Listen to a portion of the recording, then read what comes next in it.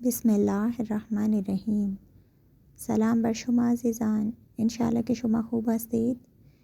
अज़ीज़ान, आज हम लोग पार्ट्स ऑफ बॉडी नेम करेंगे पर्शियन में, फ़ारसी में जिस्म के हिस्सों के नाम।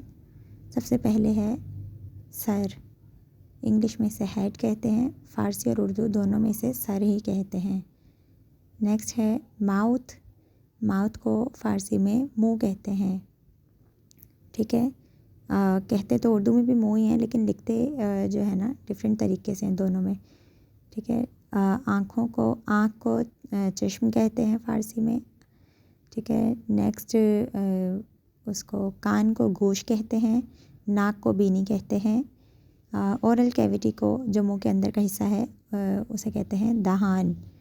गर्दन को गर्दन ही कहते हैं, नेक को गर्दन कहते हैं।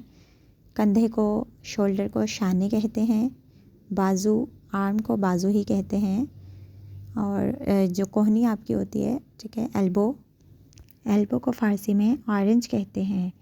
ठीक है, बैक, बैक को कमर कहते हैं फ़ारसी में भी और उर्दू में भी। पेट को शिकम कहते हैं, बेली को, ठीक है, शिकम कहते हैं। दस्त, हाथ को कहते हैं, मतलब हैंड को।